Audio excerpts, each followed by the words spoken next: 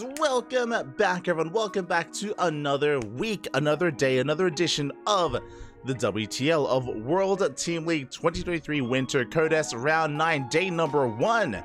I'm of course host Live VIP, and with me I'm joined by the lovely people in the chat. Big shout out as well to Thriving GG. Thank you so much for the raid of 63. Thank you, Puppy. Thank you. Hope you had a great stream. Hope you had a great ladder session. Welcome everyone to the World Team League, where the best teams in the world face off. They duke it out, and we determine who makes it into the top 8, into the playoffs, which is only in a couple of weeks. But for now, we have our first best of 7. Starlight Twinkle versus KWANGDONG FREECS. Oh my god, let's go. Two teams which have been struggling a little bit this season, but I do think that they are pretty well versed here. I do think they're pretty close when it comes to their overall skill, and I'm excited. I'm ready for what is to come. Up first, we have best of 2s, of course. So if you're unfamiliar with the format, it's a best of 7 overall, constructed by best of 2s between all these two players. We have Wayne versus Keen to kick things off in a ZVT. And if you're in the chat, and if you want to get your Gamba, oh yo, we got the blue light going. If you want to get your Gamba on for the next couple of minutes, predictions in the chat are open. Predictions are open. Place your bets on who you think is going to take a lead here in this series. Is it going to be Wayne? Is it going to be Keen? As a reminder, because it's a best of 2, tied scores are a thing. They are possible. So bear that in mind, as that is an option as well in those predictions, the 1-1 scores. We're diving into game 1. And in the bottom right, we have Wayne for Starlight Twinkle. Oh, sorry, top left. And in the bottom right hand corner, we have for the KWANGDONG FREECS, it is Kane, the commander. And here we go. We are, of course, diving into our first set here, and yeah, this is going to be an interesting one. So Wayne, of course, he is the ace player, the new ace player of the Starlight Twinkles. You know, since the departure of Spirit, Wayne has kind of settled in his shoes, and again, I would even say he's the favorite player. I mean, there's still like a minute or so to bet, but I would say Wayne is the favorite player coming into this. I do think that Starlight Twinkle, they're looking to start strong here in this Team League match with a 2-0. Can he get it, or can a quote-unquote upset occur? We'll see. For now, shout out to the sponsors, of course. Doyu, Honkai Star, Taido, and Autofool as well. Big shout out to the sponsors here of WTL. I saw some people asking, like, the hell's going, why are we oohing? What's with the anime girl right now? There was an anime trailer earlier. That is Honkai Star. I believe it is a gacha game, or it's an MMO-esque game that does, of course, sponsor and support this season of World Team League. So much love, much support. I even know a couple of people that play it. By a couple of people, I mean Smile. Este Smile, the Peruvian Terran player, shaking my head. But alas, again, without those lovely sponsors, this event wouldn't be possible. We wouldn't have Kung Fu Cups or Masters Coliseums. So big shout indeed as we're getting into this, and ooh, already an interesting opener here. We have Keen going for Turax Reaper. Keen, he watches Bian papi. Or I should say, he's keeping up with the current meta, and I appreciate this. A really strong start here out of Keen. Again, also showcasing that he isn't just playing this part, or I mean, that he isn't just like playing every now and then. He is, of course, keeping up to date with what is currently meta and what is going around the Korean scene, at least, as Reaper is going to be moving out across the map. The goal here of the Turax Reaper is to contain the Zerg player to 2 bases for as long as possible. The Reaper will show up. Lings are here to meet it. Try to minimize losses, dance with the Reaper, keep those drones alive. We'll see if anyone will slip up. We'll see if anyone catches any drones as well here, as Keen is going to be threatening that mineral line, but so far we do keep it safe and sound. Reaper's going to rotate over. They do get eyes on that hatchery even. But I think we only have 3 Reapers, if I'm not mistaken. We don't have too many, so we don't really have that much DPS available. There's a 3rd Reaper rocking up. Unfortunately for Keen, he's already started transition, so with only 3 Reapers, I believe Wayne can hold on to this. It's going to be close. It's going to be very close. The Queens are waddling on forward. We try to dive into the main base, but Wayne, he's waiting. He was waiting, but he barely doesn't catch the Reapers. They slip into the middle line. They force out an Eva Chamber, and the Queens are out of position. Up. One drone should barely go down. No, not even. There we go. The KDA charges kill 1 worker in the end. The Queens are still there on the low ground. They don't get the Reapers. Oh my god, 2 of them are so low. Oh god. That was shooken.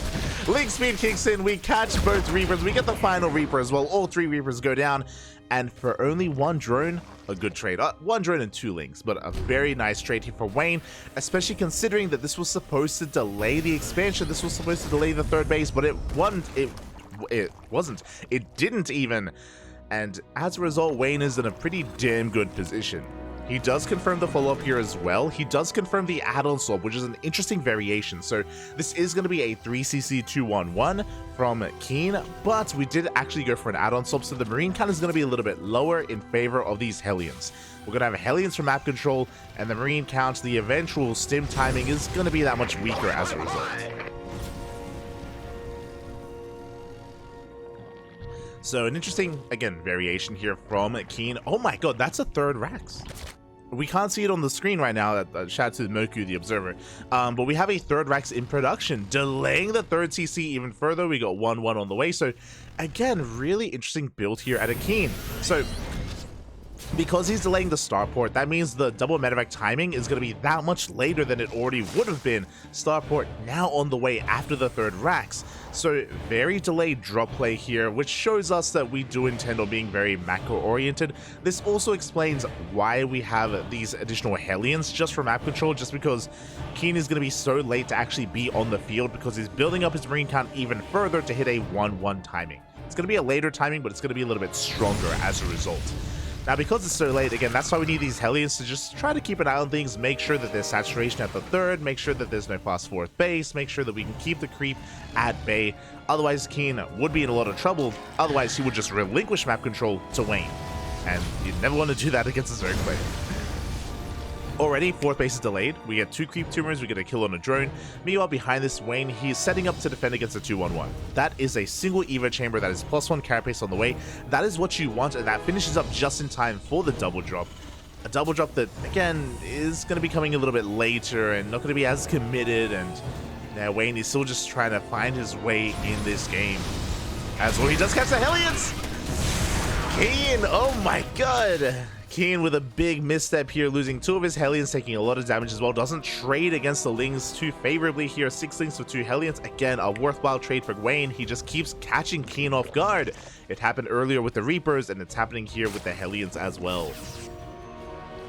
But the time of the Hellion has come and gone. They still have their purpose, don't get me wrong. They can still be useful and have some value, but they do get outscaled over the course of the game. And here we go. We do have Keen pushing out now with his 2 medevacs.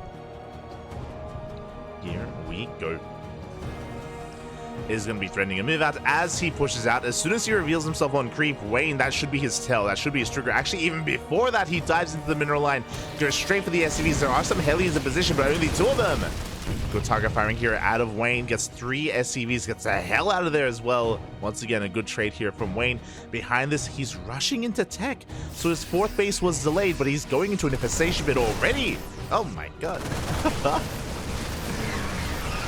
That's something I was quite expecting. The Marines, they do dive onto creep. The Baileys have arrived. They do trade well against the Lings. There was a lot of Lings going down there for not too many Marines. But at the end of the day, Wayne, he's holding on. He's getting ready for another big Ling Bane counterattack. He's getting his 4th base up running. Wayne, he's cutting workers early. He's cutting workers at 63. That is sub 3 base saturation, by the way. Well, the Banelings have been caught out. He backs off. Wayne is now joining once again, trying to catch the army off of creep. Wayne being a little bit adventurous, maybe a little bit too overconfident after what's been happening this game, maybe thinking, oh, I can just keep catching Keen. No. Clearly not, as Keen is able to keep up here when it matters most with the Bio Army. The Widowmines, they're burrowed. Ooh, the friendly fire. Big shot here. It goes off on the Marines more than anything. A couple of Lings go down, but we get a double jump into the main base. Going straight for the mineral line. Drones are going down. A bit of a later reaction here from Wayne. 6 drones fall. Big loss here for Wayne. And can we even go for the hatchery? That's a little bit, again, adventurous. We do have Ling Bane here to respond. And we should clean this up. Yeah, we do force this back. The hatchery did get uncomfortably low, though. That's less than half HP.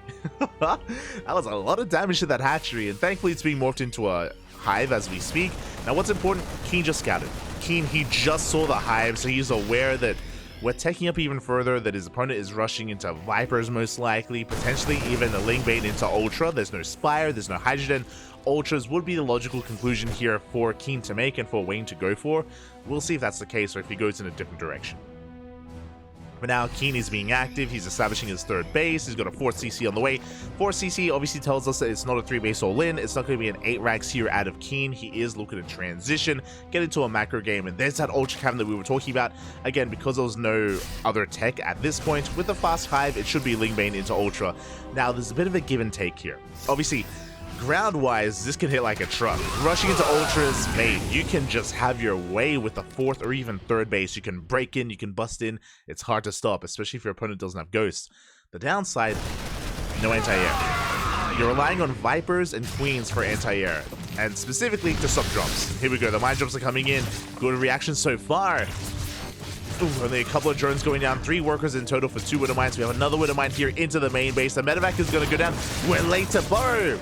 Bit of miscontrol there out of Keen. But again, this drop play is going uncontested. Keen, he can just keep going for this drop play, pull apart his opponent, try to cripple the economy. It's going to be on Wayne to try to keep up with a ground-based army without any kind of secure anti-air. Not impossible, just difficult. And here we go. Keen's going to be pushing here towards the left-hand side. Going to be cleaning up a lot of this creep, but there's plenty of Ling Bane available. They should be able to force Keen back. So far, good control. Hot pickup does save the Medivacs, does save the Marines. At the same time, we have a push through the center and a drop on the right-hand side as well. So we have a tri-pronged attack here from Keen. Can Wayne keep up? So far, a lot of creepers going down, a lot of creepers receding. That is going to be making it easier here to push in. Oh, the friendly fire! Oh, those Widow Mines did more damage to the Marines once again than they did to the Lings, as a good chunk of Marines go down. But here we go, we get the mine drop into the main base. We're still reinforcing towards the left-hand side to push towards that 4th. And can we react against the mines? Up! They come in! Late reaction. Delayed reaction, but only 2 workers go down. We drop into the main base at the same time, and it looks like Wayne, he is paying attention. He is looking... Ooh, despite that, takes a big big mine to the face. 7 drones go down. A good amount of economic damage done there by Keen, but it wasn't without a cost. He lost a lot of his Widow Mines, lost some Marines earlier, if you remember as well, to some of that friendly fire. Keen trying to keep up the pressure, though. He is up in supply. Only up, though, because Wayne, I'm pretty sure he's just trying to... Yeah, there we go. Was banking up a little bit, though. It is 26, 28 Lings on the way. 3-3 in production. We're taking up towards Ultras. The Ultras are coming out. Oh, no! Big mine shot there on those bases. At the same time, a surround here on Keen. Both players are taking losses. Now again, Wayne, he's down in supply. He is investing into these Ultras, but he still doesn't have those upgrades. Still is lacking 3-3. Still is lacking Ultra speed and maybe even kind of spading. Yeah, the Ultra is so squishy. It just gets melted. And rushing into these Ultras just was not the play. We do have a Banelings rolling on in. They will be able to get into the mineral line. But losing the Ultras, it's so expensive. The Banelings, they get in. 19 SCVs go down, and back at home, Wayne, he's barely holding on. He does preserve his bases, he preserves his workers. Wayne, he's up to just barely 80 workers, 78 drones. Additional Ultras are on the way, 3-3 still yet to kick in. Wayne, he's still in this. Like, his power spike moment is still coming. Again, he just needs Wayne to back the hell off for a little bit longer. He needs Keen to back the hell off for a little bit longer. Wayne is just re-sweating creep, trying to establish himself, looking to even drone up a little bit further here as we have 4 Ultras on the way, alongside Infestors as well for those Fungals. And Keen has given him time. After losing that mineral line, after losing those drops, Keen, he's backed off. He's establishing his 4th, soon to be his 5th base. He's giving Wayne the time he needs to build up. But Wayne does need more time. Again, Ultras are expensive. They are quite expensive. You can see that Wayne doesn't have the best bank. You can see that losing the workers earlier did impact him and did lead to his struggles here at remaxing. And you can see Keen running away with the economy. We do have that one Infestor, though. We're waiting for the Fungal. Before that does occur, we're going to be diving off of creep. Mine shot goes off. The Ultras have arrived. A good concave, though, here from Keen. But again, with these Ultras, yeah, we can't really contest with this. We have to back off. And Keen is transitioning. I don't see any ghosts yet, but we do have +1 ship weapons and liberators on the way. Freedom!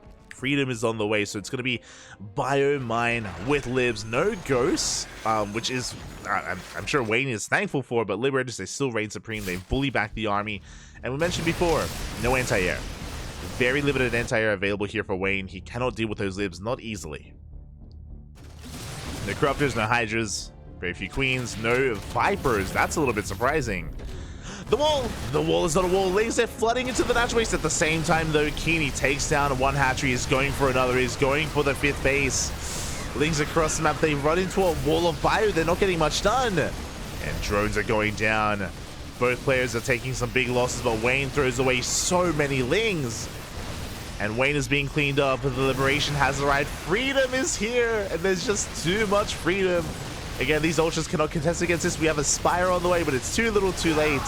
And on Oceanborn, once you get a bit of momentum, it's so difficult to really hold on. As Wayne tries to commit, but alas, he cannot touch this army. We get a fungal from behind, but there's nothing to follow up with the fungal. Wayne leaning back in his chair. GG gets called, and Keen will take game 1. Whew. GG. Oh boy. And yeah, with that, the KWANGDONG Freecs, they take a lead in this series. Oh, switching our scenes over. The KWANGDONG Freecs, they take a lead in the series, and this is an important lead. A very important one. I mentioned before, Wayne is the ace player. Wayne, he is meant to be leading the charge here for the Starlight Twinkles, for Starlight Twinkle, for his team, for Cham, for Nice, for everyone else. And for Wayne to stumble here at the gates doesn't bode well. Does not bode well here. When it comes to the game itself, I wasn't opposed to the playstyle of Wayne.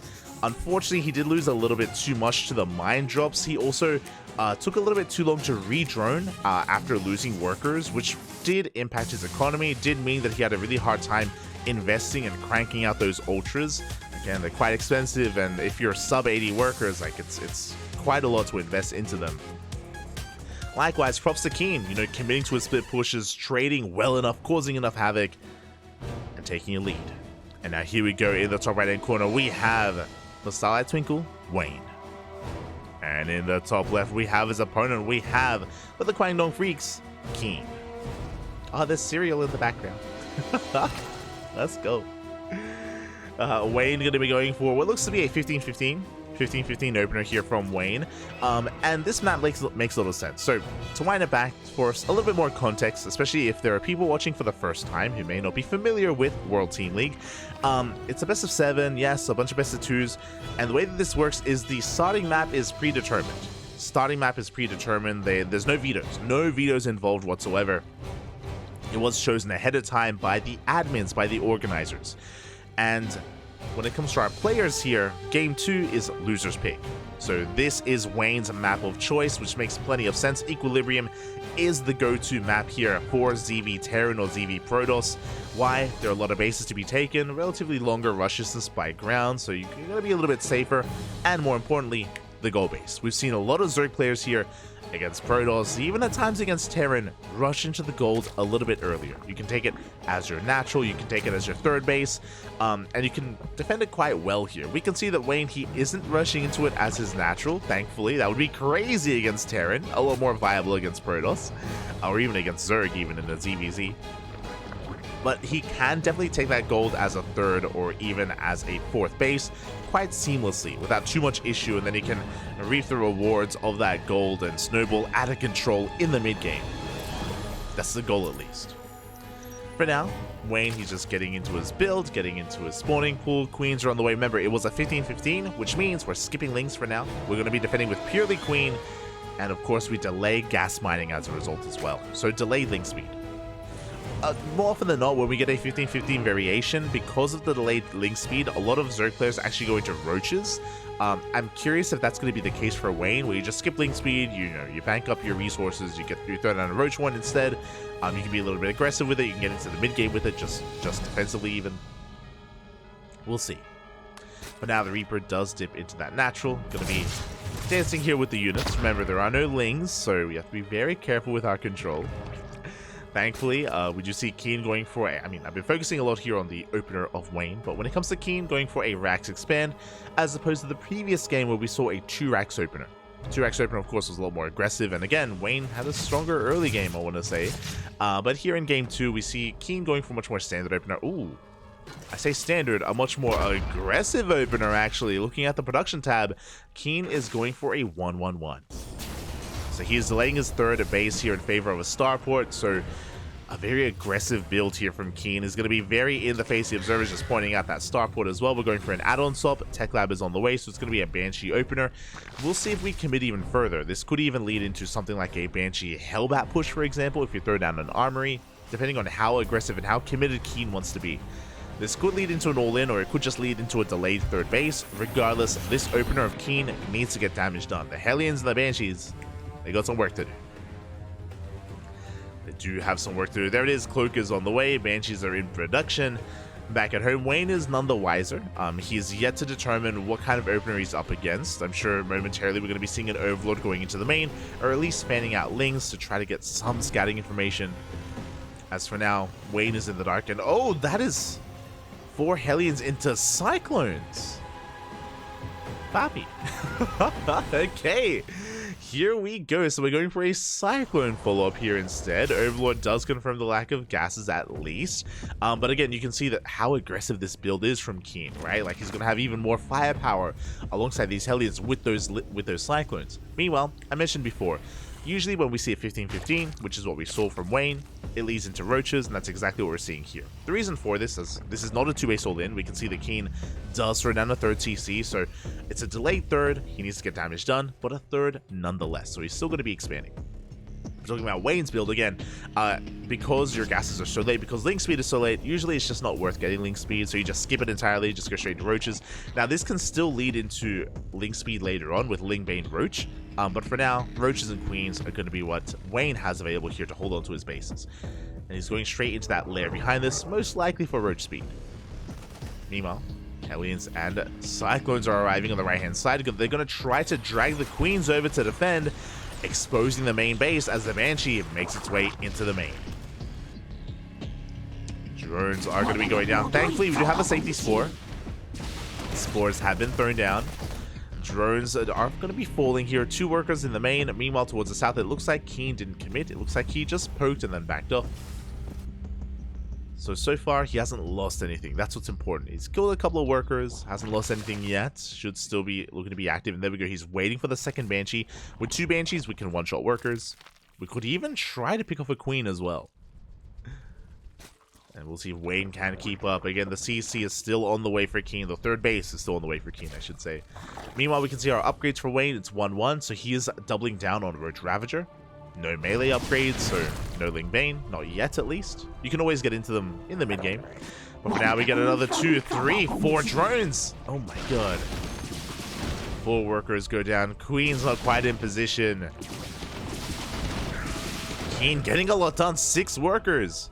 8 in total so far. Remember, we did kill 2 workers earlier. So far, so good. And again, this is what he needed to get done. Scans the natural base, confirms Evo Chambers and the Roach weren't researching, so he's aware of the Roach, or the commitment into Roaches. He did miss the infestation bit. This is an interesting one. So, because we have the range upgrades, I almost want to believe we're going to be rushing into Hive and rushing into Hydra Lurker. This is a playstyle that Dark is very fond of. Dark, he loves going Roach Ravager into Hydra Lurker just because the upgrades, they seamlessly kind of flow into each other. I'm curious if that's going to be the case here for Wayne, or if he's just going into the Hive for Viper production. Because there it is. Bailey Nest is on the way, so it is going to be Ling Bane Roach Ravager, not going to be Hydras or Lurkers. At least that's what the Bailey Nest tells us. For now, Keen, he's pushing through the center, going to be clearing up whatever creep he can. The roaches are in position. Enough roaches and ravagers to fend this off of the queens. As the queens get low, they do not go down. They do stand strong. Keen is going to back off. He has established his third base now. Should eventually be working towards his fourth. Meanwhile, Wayne, he's taken the goal base as his own fourth base.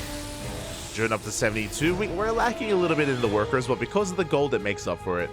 Basically at 80 worker saturation. There it is. We have melee on the way for Wayne. Link speed's already done as well. I think he got it earlier. I just missed it. But similar concept, regardless. 15-15 into roaches. But we do have plus on melee on the way, so it is going to be Ling Bane Roach Ravager. Pretty solid mid-game composition. Hive should just be for Adrenal and eventually Vipers. Oh no, never mind. We're going straight for Ultras again. Okay.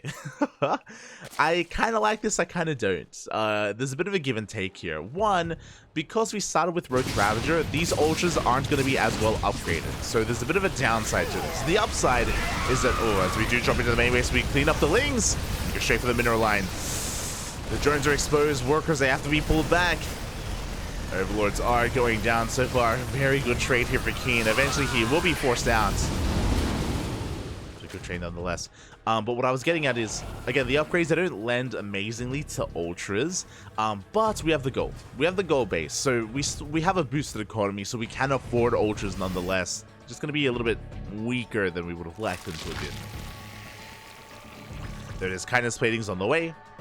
Adrenal Glands as well. We got +2 Carapace. And yeah, just I guess a safer way to get into Ultras here this time from Wayne. Not as fast as last game. Again, doesn't have as quick of a power spike either. But we're getting there. And we're surviving. That's what's important. As Wayne did lose a couple of workers, and we're still lacking some of those drones. Job is going to be coming in from behind. Ooh, you take a baiting to the face. Oh my god. And this time, Vipers have arrived. Do love to see it. The Vipers, they help not just when it comes to engagements, but they took down a medevac. Again, parasitic bombs, they do a decent amount of damage. On their own, they're not the most amazing DPS-wise against medevacs, but they help. Likewise, behind this, we do have the Ghost Academy on the way. Vikings alongside Ghost, so you can see that again, we have scouted the Hive or wherever. Ooh, of course, a cancel.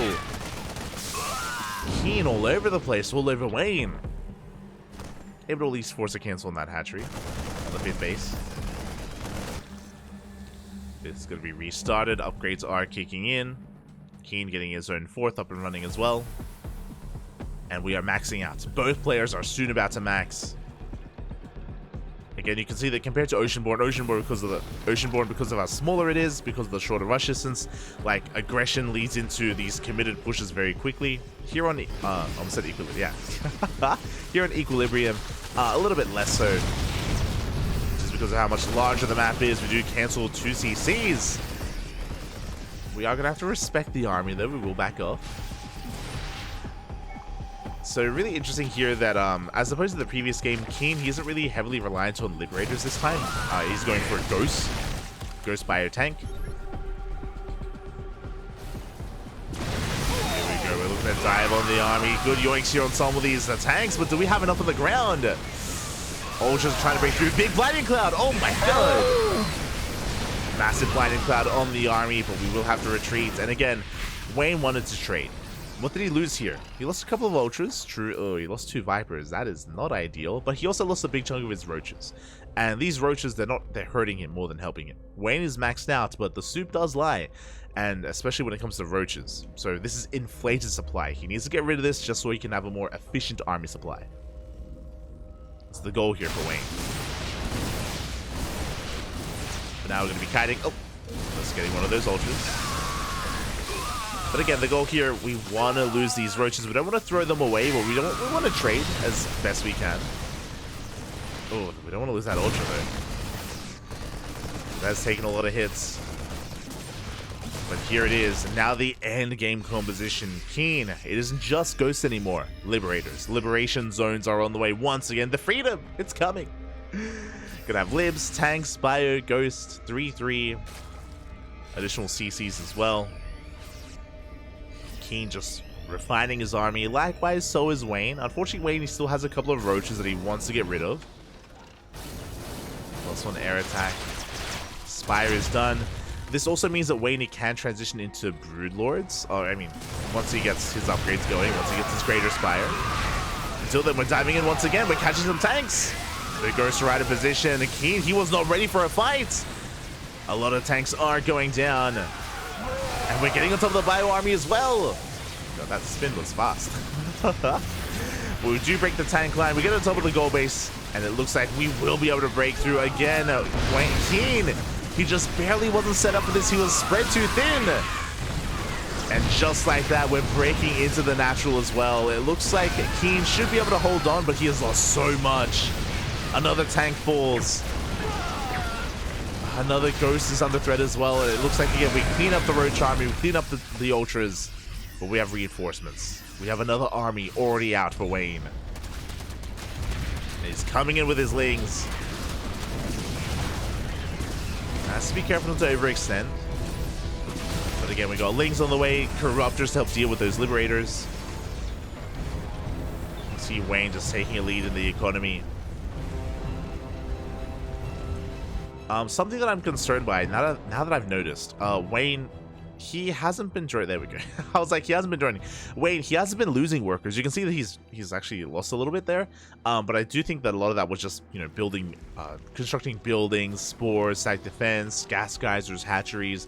Now he is rejoining. Thankfully, he's getting back up to 80. He has a solid economy. Has anti-air, getting back into Lingbane. I'm uncertain if we have a Greater Spire. Uncertain, but here we go. We dive in once again. Oh, is this a bit of an overextension? We do get some Ghosts. But we lose the Vipers. Not the best trade there for Wayne. We got 6 more Ultras on the way. It's one of those things where Wayne, he has a good enough economy where he can trade it efficiently at times and still have it be worth it. Gets on the army. Big bundles. Oh my god.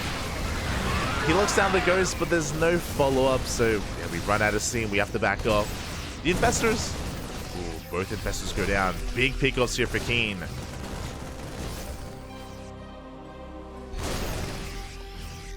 Takes down all the spellcasters. Wayne has to build up from scratch once again. Definitely argue that he did overextend there. That he, again, we need to just calm down, remax, rebuild. We're getting there. Now, we haven't seen the units tab. I don't think we've rebuilt any spellcasters. I think we don't have any Infestors or Vipers. I hope I'm wrong, but I don't see any currently. As a result, it is going to be a little bit more difficult breaking into these entrenched positions. Again, it's going to be just a brutal trade. A trade that we can afford, but yeah, we're just going in. We do catch a tank for free. Tank goes down. We're going straight for the CC as well. We got a couple of SCVs. Bad here from Wayne. Meanwhile, there's the Greater Spire on the way. So now we have confirmation. No Greater Spire yet, but it's in production. Alongside +2 range. Going to be rotating around. Collapse on this army. Tanks them before they get caught unsieged. Caught 2 tanks. It's always difficult, like pushing off a creep like that. It's always going to be a difficult thing to do, but we get on top of the Ghosts. Oh my god, the Ghosts! They were exposed and were busy trying to snipe, and so many of them go down. Oh my god! The Ghost count gets cut in half. We do get a couple of snipes off, but that was a brutal loss for the Terran. Aye. There it is, 6 Ghosts. 6 Ghosts went down. Not like this. 1 died to friendly fire. And with that, Wayne is in the driver's seat. That's the fight that he wanted. That's the fight that he needed. Now he's going to be able to remax, focus on his upgrades, take up even further. Collapse on the Ghost once again. No! There's no kiting. Keen, he wasn't looking. Oh my god. He just takes the Ultras to the face. He stands his ground. He lost a big chunk of his army there in the process. Likewise, Wayne can rebuild. I am concerned that he isn't making any spellcasters. Like, obviously, because Wayne has a bank and because he has a better economy, he can afford to trade in efficiently. This is true, but at the same time, you don't want to. Like, it's not ideal. You still want to take things carefully and still like engage as best you can. You don't want to give your opponent the opportunity to come back. Like, Keen, he is behind, but a comeback is possible. If Wayne throws away too much, if Wayne has a rough engagement, then, I mean, he loses his Ultras, his Broodlords, his Corruptors. If he loses them enough times, then Keen can come back. You can see that Keen is slowly maxing out. Same time, the run-by comes in, but we only get a couple of buildings. Scans are thrown down. We catch the Broodlords! Immediately Thors. Thors are on the way for Keen. Now, what's scary is the fact that Keen is staying on a low SCV count. He's relying a lot more on mules, and because he has free supply, he's going for a super maxed army. Lives, tanks, Thors, Ghosts. Bungle does connect. A couple of investors were made. We catch some Ghosts.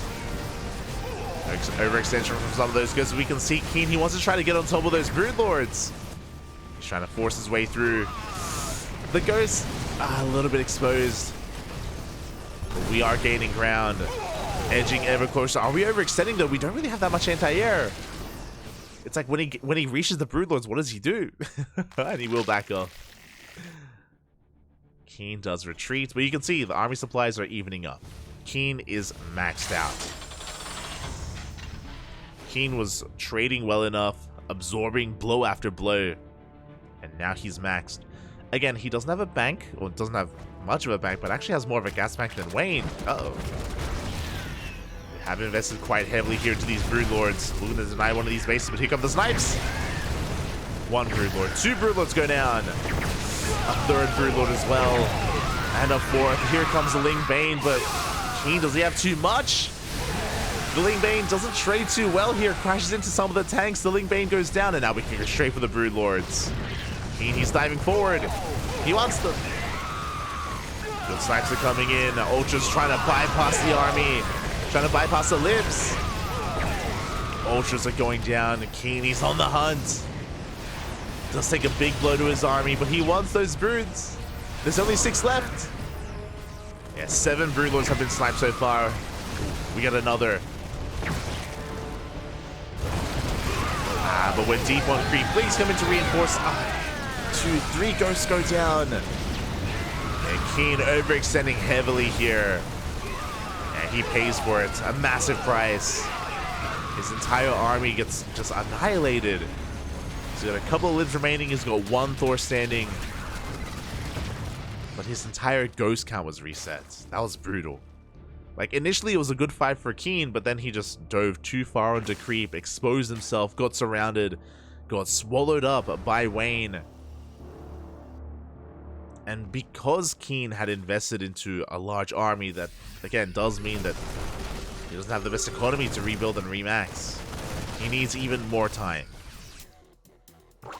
Here comes Wayne. A good EMP on the infestors. EMP does land. We focus down another one of those Broodlords, but it looks like there's just too much Zerg. Wayne does it. It wasn't the easiest game, but Wayne, he does take it in the end. Ties it up 1-1. GG. Oh my god. GG, well played. Wayne takes game number 2, and we have a tied up series score here, 1-1 between Starlight Twinkle and the KWANGDONG Freecs. GG. Predictions. Most people went for the 1-1. Yeah, that's fair. That's fair. It is fair. But yeah, with that, Wayne. Wayne. I was thinking of Keen and Wayne. Wayne, he does redeem himself here against Keen here in the second game. We're able to tie things up, and now things come down to the rest of the series. Up next, we have Cham versus Sue, followed by Nice versus TY. This is going to be interesting. Oh boy. Hold on, I'm just getting things ready. But yeah, we saw Cham pop off a couple of days ago, or last week even. For those of you who were here for it, Cham did actually have a dominant performance over Scarlet in ESL Masters Americas in the regionals. Cham was able to do damn well against Scarlet, and I do think the Sue's pretty comparable. Sue, I know that he's like a long time second place GSL runner-up, I was going to say champion, and a world champion as well. So he has a legacy behind him, but in current era, again, he's still working his way up that ladder. Su's very active. He's been very active for quite some time. Say active. He's been playing in a lot of these online tournaments. So he's been active when it comes to his performances. But again, he's still one step behind, it feels, against some of these other Zerg players in Korea, like, you know, your Dark, your Solar, your Shin, even DRG. I do rate them all a little bit higher here.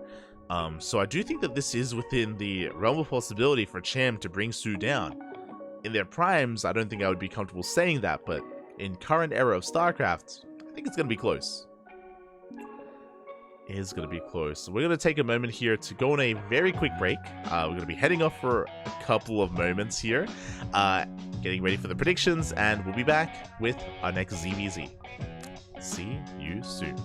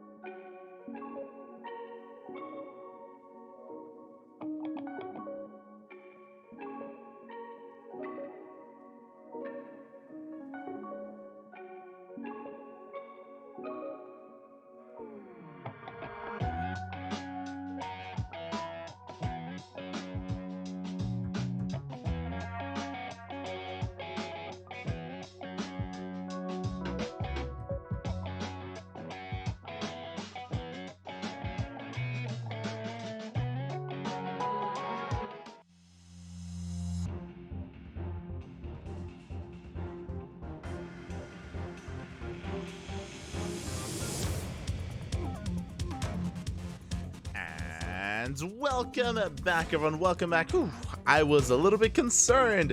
We had I apologize for the extended break. That was a little bit longer than we're used to, but we have our players. Thankfully, I was concerned that maybe we would skip this series. We would have Nice versus TY first, but it looks like we have Cham, we have Sue.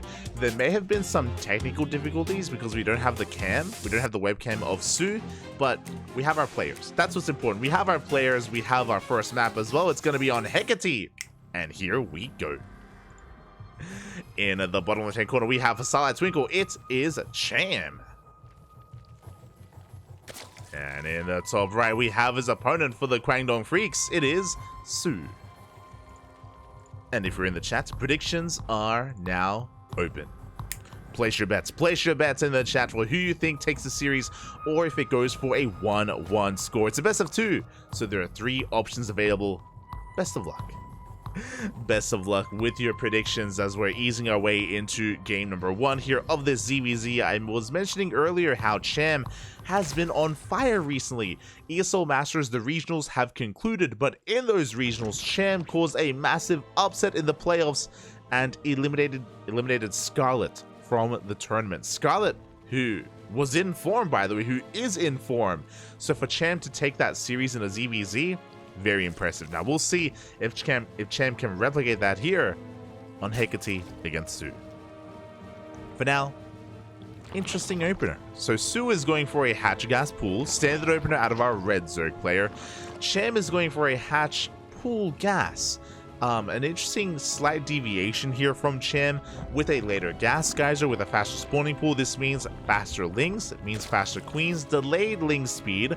Because this, I mean, maybe I'm reading too much into it. I was about to say, because the gases are a little bit delayed, I wonder if we're going to be going into 2-base Roach, but it's not really delayed by that much. It's not like a 15-15, for example, or it's not like a 12 pool. Like, the gas of Cham might be a little bit late, but only by a couple of seconds. So I don't think that's enough for us to kind of read into it and be like, oh, he's going 2-base Roach. I think that's still anything is on the table. Standard play is on the table, maybe what I should say. As for now, we're getting our natural bases up and running. Drones are on the way. Initial lings in production here for Sue, actually. Meanwhile, no lings from Cham. Interesting. Okay, so this is all piecing together. Again, remember, Cham went for a hatch pool opener. Because that, faster queens. Faster queens means you don't need lings early on to defend. So he's going to be skipping out on lings, going for his 3rd base. Now we're going to be going for lings a little bit delayed instead. Ling speed is on the way. And Sue is skipping it. Oh my god. Sue, despite going for a hatch gas pool, he is skipping ling speed, and we see why. It's for 2-base lair. Oh my god. Crazy. So Sue, he's rushing into a lair. Meanwhile, he's going to be applying some pressure to this 3rd base, distracting Cham. And Cham, he needs to get a cross up. He needs to get a read on what the hell is going on. Now, with this lair, we can do one of 2 things. We can go for 2-base Mutas. We could go 2-base Roach. But if it was 2-base Roach, we would have seen the Roach one by now. There we go. There we go. Roach one is now on the way. Overlord is going to be hunted down. Going to be supply blocking Cham for a moment. And Sue is going to be the one that plays 2-base Roach. Now, I say 2-base Roach. If he takes additional gases, he can still throw down a Spire. If he doesn't take all 4 gases, should be Roach speed and +1. And we get a 2-base Roach timing. Oh, meanwhile, Cham, he finishes bailing speed. He's in the dark. He lost the Overlord. He hasn't scouted. He doesn't know. This bailing nest is a bit of a waste. Basically, because Sue is playing 2-base, because he's fully walling off, he's really under no threat of a Bane Bust. Like, a Bane Bust is going to have a really hard time getting any damage done here, as now we get confirmation. Which is why, typically, at this level of play in a ZVZ, if you confirm that your opponent is playing 2-base Roach, you skip Bailing Nest, you go into your own Roach one, into your own lair, and you try to keep up with your opponent's Roach production. Now, we invested in all these lings, so we have to trade somehow, some way. We get a Tumor. Not too bad. A Tumor does go down. We get confirmation that Roach speed is in production. We do see the buildings upgrading. We see them wiggling and jiggling, so we know what's going on. We can assess and deduce that this is going to be 2-base Roach. Now, this could be a 10,000 IQ play, and Sue could be trying to... I almost said seduce Cham. Deceive Cham is what I was what I meant to say. And go for a spire behind this and cancel the upgrades. But we can see that's not the case. It's only 3 roaches. Sorry, only 3 gases. Roaches are on the way here for Su. Likewise, Cham keeping up with his own roach production as well. Here we go. Su's squeezing out a couple of extra workers, so he's not going all in. There it is, third base is on the way. Unscouted by Cham. Cham tried to dip in. There we go, he goes back. Goes back in. Does confirm the third base. This is a tell to drone. Now Cham knows, okay, I'm safe to make workers. I'm safe to tech up into my own lair, into +1 range. I should be safe. And Su is droning as well. He's moving out with his army, but this is really the posture. He's puffing up his chest. He's making it look like he's committing to an attack, when really he's droning. Su is going to threaten a dive. Again, the goal here is for Su to try to trick Cham into making roaches instead of droning. A big part of ZVZ is this. It's posturing with your roach army. You can see Su back off, and he did force out some roaches. So Cham, he doesn't have the best economy that he otherwise could have had.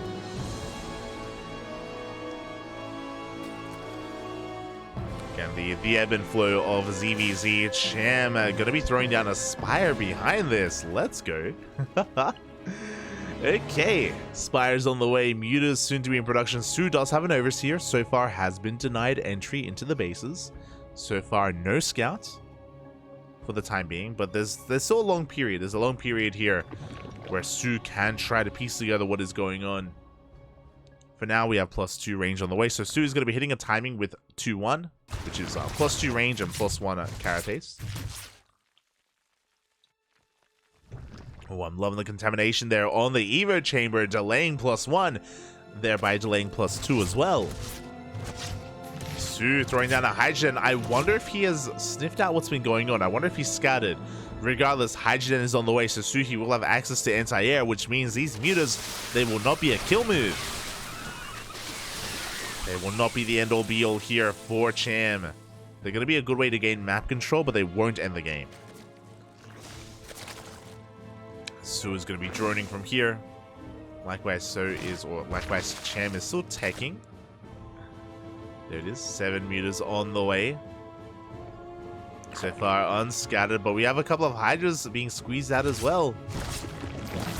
Another contamination, oh my god. The non-stop contaminations denying +2 or delaying it for so long here. So Su is going to be getting further ahead here when it comes to the ground upgrades. Mutas are pushing out. The ground army as well of Cham going to be threatening a move out. Not committing, just like what we saw before. Again, posturing is a big part of ZVZ, and that's what we just saw. Cham trying to force an overreaction.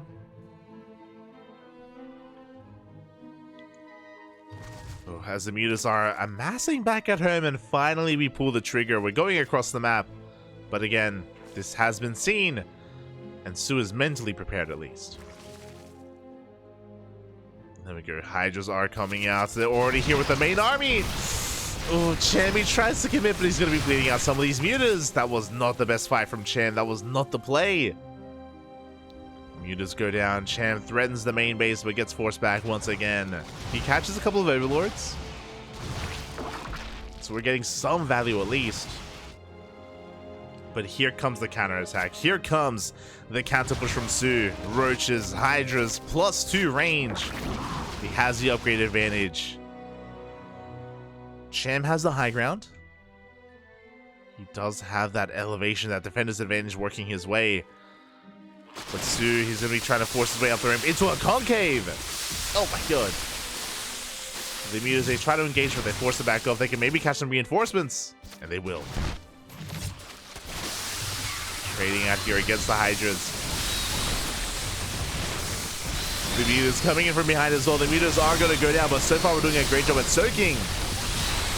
Can Cham get on top of those hydras? It looks like he's running out of steam. And Su does break through. Again, he has the much better upgrades. Not just +2 range or +1 carapace. The boys are being pulled. But Su, he has too much. He's getting out of control. Cleans up the mineral line. That's 20 dead workers. And even though Cham is cleaning up these hydras, finally, It's too little too late. The meter play was not worth it. It was an expensive commitment that just did not pay off. And GG gets called. Su taking game number 1. GG. We may not have cams, but I'm sure he's elated. I'm sure. GG. And with that, Su, the KWANGDONG Freecs, they take a lead in this best of 7. The pressure is now on Cham to bring it back. And again, it was a risky maneuver. Risky maneuver for Cham to go into the Spire to try to sneak into mutas. Su happened to already have Hydras out. He already had the Hygen, had Hydras out on the field, triggered the counterattack, and Su got out of hand. He got out of control. Cham could do nothing. Could do nothing at that point. And here we go. What does he go for? What map are we going to be loading into? Do we go for Equilibrium? Try to go for the gold or bait out the gold and punish it? Do we go for a smaller map like Golden Aura or Hard Lead? And there it is. Hard Lead has been chosen. A map known for aggression. I'm curious. I am curious. Okay, again, as a reminder, it is loser's pick. Loser's pick here for Cham. And Hard Lead are known for its short rushes to spy ground. As a result, we do see a lot of 2-base play on this map and 2-base aggression, which could also occur here in ZVZ. I wonder if Cham plans on being aggressive or if he plans on maybe hoping that Su is the aggressor and maybe trying to test his defense and try to shut down the aggression of Su. I'm curious. We can go either way. So here we go. We're loading in. And in the top left-hand corner, we have a Starlight Twinkle. It is Cham. And in the bottom right, leading the series 1-0, we have Su for the KWANGDONG Freecs.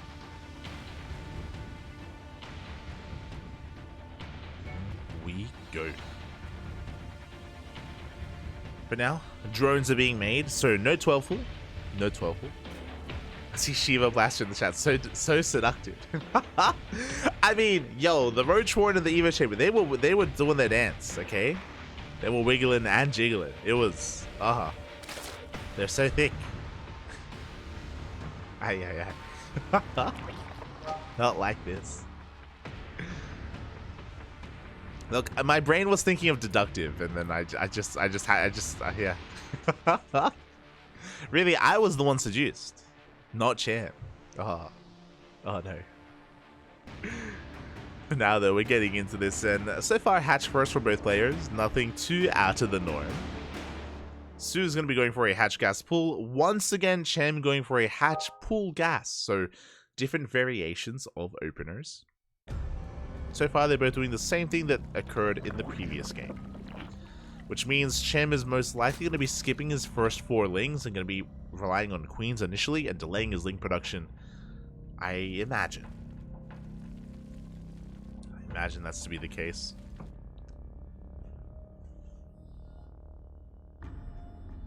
Till then though, Overlords are moving out. Again, we're just settling into that second game. Oh boy. And the pressure is on again. I want to believe that Cham can tie it up. I want to believe that he can take a game and we can have a tied up series here leading into the final best of 2. I want to believe. But it's on Cham. The pressure is on. For now, there are those queens. As we mentioned, because Cham went for the faster spawning pool, he is skipping lings. So for the time being, 0 lings here from Cham. This is a bit of a risky move, by the way, what Cham's doing. Essentially, he's skipping scouting information. Because with your first 2 lings, you send them across the map, just like what Su's doing. You send them out to be a little bit annoying, yes, but also to get scouting information. That's the real purpose of these 2 lings, and Cham is skipping them. Now we have lings on the way. Again, he delayed the ling production, just like he did in the last game, and he's going to have these just to defend. Again, less so for scouting. As lings do rock up, Cham going straight for the Evo Chamber? Question mark?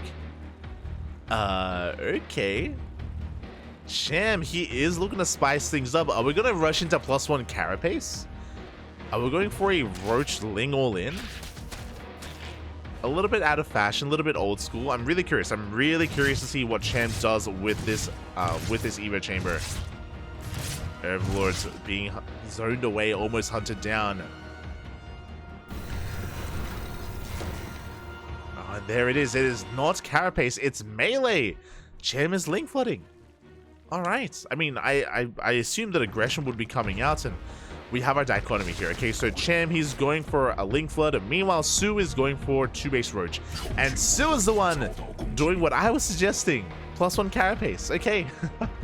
So this +1 Carapace timing is a Roach Link all-in from Sue. It's a very hyper-aggressive style. Players were raving about this build at the start of the year. After a couple of months, though, like, it kind of got played out. But the links they put in! No! The wall is not a wall. The Queens get surrounded. The boys are being pulled. +1 Melee is still not done, by the way. But we get both Queens. Big pickoffs. A lot of lost mine time already. Cham popping up. Okay, just trying to buy some time. The links will be cleaned up, but the damage has been done, and now we're going to be forcing a counterattack. But Cham, he wasn't droning to begin with, where he was droning a little bit. He's droning to 38, but now he's making nothing but lings. Roach Warren is on the way, going to be evacuating that third base, and we'll see if he can hold on. His upgrade's still not quite done. Hatchery exposed, taking a lot of damage. Almost gets surrounded. The Queens, they have arrived. Hatchery does take a lot of damage, though. Can we save it? We have to commit. Oh, my God. It's getting oh so low, and it looks like Cham, he has more than enough. He will clean up these lings. He will protect his third. He forces Sue back. Sue, he's got workers. He's making roaches and lings. Sue is all in, as we mentioned before, with +1 Carapace. Yeah, I mean, we're going to go all in anyway. And he's doubling down. He wants this hatchery. Roaches, they have arrived. Only one roach though. Oh no! The Queen gets dragged out of position. Gets around, and the Queen goes down, and looks like this hatchery may fall as well. Not enough roaches. They're getting surrounded as well. A clutch. Oh my God! Some clutch morphs though. The Ravagers, they're coming in, but they won't save the base. Now Cham, he wasn't thinking about actually mining from this base, but this will impact the larva. The larva is important. Here we go. Cham is pushing. Meanwhile, back at home, Sue, he has his own roach production as well. This is going to be so close. We'll see if Sue can pull off the defense. He's catching reinforcements. He gets a roach. Ooh, he forces back the army as well. Yeah, Ravager's going to get surrounded. Again, really good pickups here from Sue. He's slowing down the all-in. The reinforcements are getting caught out as well. Cham, he's running out of steam. He needs to reinforce. He needs to keep this going. Ravager barely survives. We have the pile. We zone back the army. Getting on top of some of these Queens at the same time. Ooh, Queen goes down across the map, and yeah, Cham, he doesn't have enough. Not anymore. There was potential. There was so much potential, but this link counterattack is winning Sue the game. Yeah, Sue, he survives. He forces back the army. Sue, he's up a base. Down in workers, but it's not really about the workers. Not anymore. It's about how many roaches we have left over. Cham, he does have some additional Ravagers, and he is rebuilding his third. Cham technically up in workers, down quite heavily in upgrades though. That's the big problem. Like in Roach versus Roach, Sue comes out on top. Like Sue's got 1-1, Cham has +1 melee, which doesn't help the Roaches at all. He's amassing lings. Third base gets surrounded for a second time. Cham has to reveal his hand. He didn't want to. He wanted to bank this up and go for one big all-in. But he has been revealed. And he's committed. He's doubling down. No, the Ravagers! Oh, God. Some rough positioning there. The Ravagers, they get surrounded immediately. GG gets called, and Sue will take the 2-0. GG, well played. Sue, game 1, able to keep up and shut down the muto-aggression of Cham. Here in game 2, able to get into his own all-in. I mean, both players, they refused to drone. Both players were very committed in their own ways. But Sue did scale better, leading into a longer game there with his upgrades really kicking in. And of course, catching so many reinforcements. That was kind of the turning point. Like, the turning point there for Sue was just not just killing the, like, obviously killing the third base, but also catching so many Roach reinforcements, the Queens as well, denying transfuse. Su handling that position so damn well. And with that, the KWANGDONG Freecs, they take a lead. They take a lead in this series, and the pressure is now on Nice. One more win for the Freecs, and they will take it. Starlight Twinkle, they need Nice to 2-0. They need him to 2-0 TY to force the ace match. Is it possible? It's possible. Is it likely, though? I don't know if I would go that far. I don't think I would. Like TY, he's in form. He, like Su, he has been competing in these online events.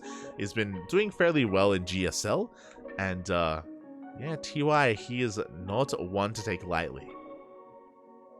We're going to be going on a very short break here just to get the predictions going and just to allow the players to prepare themselves for our final best of 2 of this series. Again, the pressure is on Starlight Twinkle. See you soon.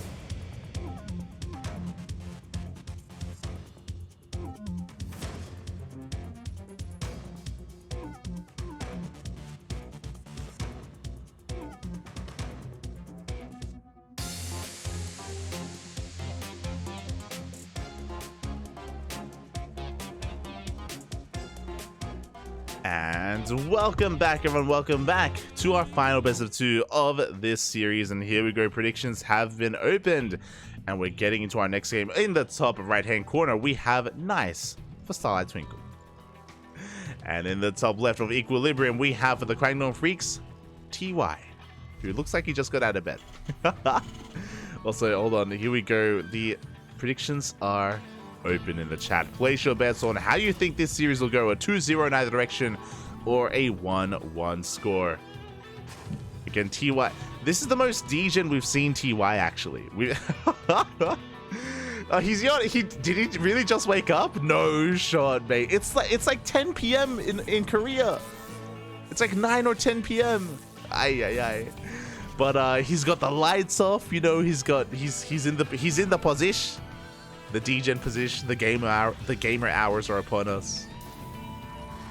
Ay. I'm shaking my head. But really, maybe that'll help him out. Maybe that'll buff him. You know, we want to be peak degen here if we want to take the series. If we want to take it all as Nice. Going for a gas steal. Nice. Nice already, just having a little bit of fun here. Again, Nice, he can be very aggressive in this matchup. Very aggressive. Again, if you're familiar with the CranKy Ducklings, you would have seen us cast Nice a couple of weeks ago in Sparkling Tuna Cup, and you would have heard us, you would have seen us, or you would have seen Nice's response to his Glavedet build that he was whipping out here against Terran. I remember after he was winning matches, I was like, mate, what, this +1 Glaves build that you're doing, why are you doing it? He's like, oh, I thought it would be funny. That was his answer. I was like, oh, okay, I understand. Yeah, Nice. He, like, on the one hand, you know, he's very much so macro oriented, especially compared to Haas, the other Taiwanese Protoss, but Nice, he's willing to embrace the chaos every now and then, and I appreciate it. But now we do have a gate expand from Nice into the Cyber Core, so economic opener from our Protoss, likewise an economic opener out of TY as well, going for a racked expand. I mean, he was kind of forced into it, but you know, getting into it nonetheless. We can see that TY is checking the gold base just in case, just making sure that there's no hidden bases, no ninja bases. Making sure that everything is as it should be. Securing ourselves on Equilibrium. Oh my... TY. This is crazy. And this is very on brand. TY, he's willing to be experimental. Very similar to Juanito or Gumiho. TY, he's going for a third CC before factory, before second racks, before anything else. 3 CC. Wild. Very greedy, very crazy, very economic here out of TY. Can he be punished? Now he's going to be going 3 CC. Pretty sure he's going to be going 3 CC into a 3 racks. That should be the build here of choice from TY. There's a second racks on the way. We do have Nice setting up a proxy pylon. I wonder if Nice doubles down on a 2 base all in, which would be a very good way to just punish what TY is doing. Pylon is done, but I'm not too certain if we do have a probe in position for the proxy. 3 gateways! We have 3 gateways thrown down here for Nice. He should be throwing down a 4th gateway across the map for a 4-gate 2 base all in. Let's go. For now, we're warping in additional adepts. Okay, so we're mainly looking for economic damage, and there's a Twilight Council on the way, so we're taking up towards Blink or Charge. Again, adepts just looking to kill workers, but we can afford to lose some workers. We can afford to lose SCVs. So we commit to the shape. We catch a Marine. We catch 2 Marines. 2 Marines go down. We catch a... Oh, not quite a 3rd. As we do have the high ground, SCVs are falling. We do take control of the natural. This is some good damage, true. Proxy has been spotted. The downside here is that because it's 3 CC, TY, he can afford to lose workers. He's going to be making more. He's going to be making 3 at a time. He's muling heavily as well. As adepts, they continue to threaten shades. Not quite committing. 3rd CC has not been scattered. We have Blink on the way. It's only going to be 3-gate Blink, which means Nice should be expanding. He's not going all in. He didn't throw down the 4th gateway. He's just going for 3-gate Blink into a 3rd into Robo production. So standard economic build here out of Nice. He is threatening the bases. True. He's being a little bit assertive here, but nothing that TY can't handle.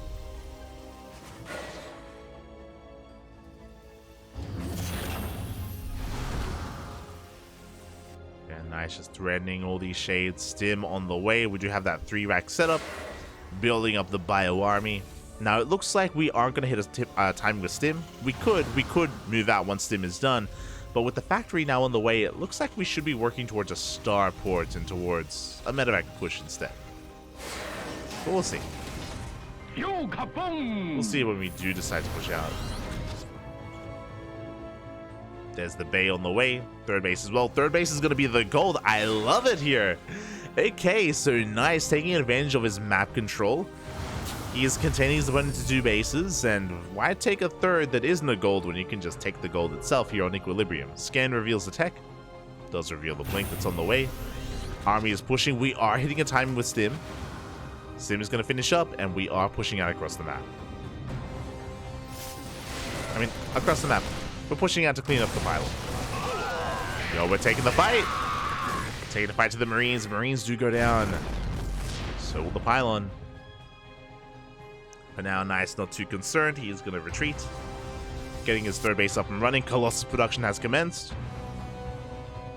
And TY should likewise be taking his 3rd base. And there we go. 3rd base is floating over as we speak.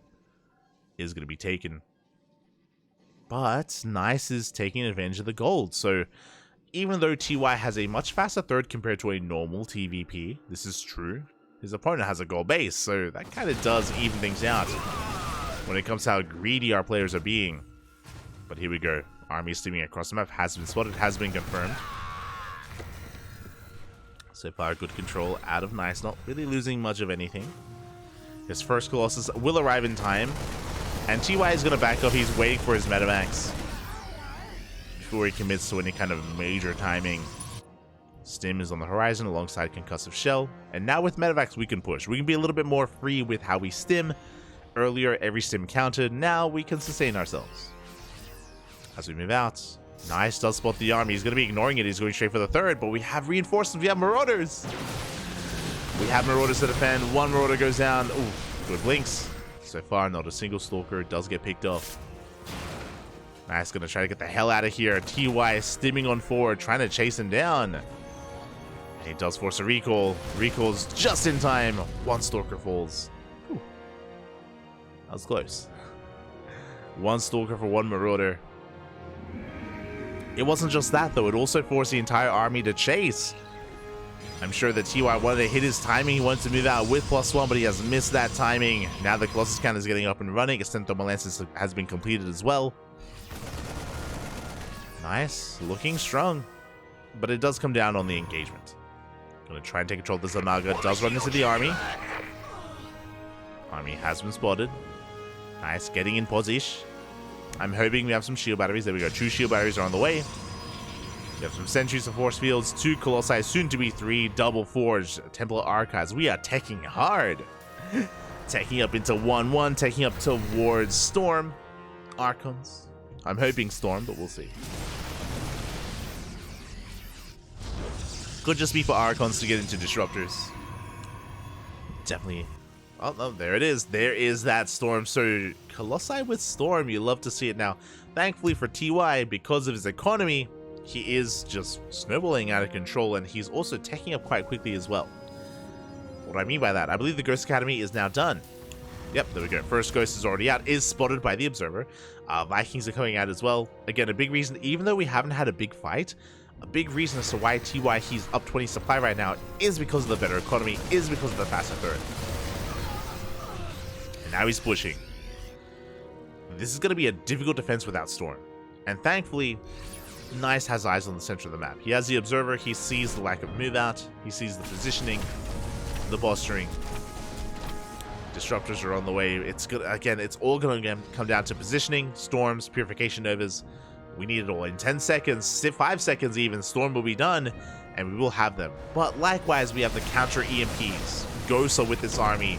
EMPs are available. Zealot Rambai comes in towards the third base, but we have reinforcements. SCVs are going down, but only 2. Oh, I spoke too soon. Here comes another Zealot Rambai. Ooh, rough engagement there from TY. Does bleed out a couple of units. Tanks are getting in position. They're pushing forward. They're getting within range. They're on the high ground. Overcharge is for the tanks. Late to siege. There we go. They shell away at the army. 9 SCVs went down. We're catching reinforcements. We catch a tank. The Disruptor. The Nova. The Nova will not connect. Storm does. But a Colossus goes down. The tanks are doing so much in the back line. They're annihilating the Colossus. There's no overcharge. Every single Colossus will go down. 1 left, barely alive, but take us back to the army. Oh my god. That was not the time to pan away. As we did lose 13 SCVs across the map, but the main army pushing forward. 1 Colossus barely survives somehow, some way. There are Vikings, so the Vikings should have their way with this.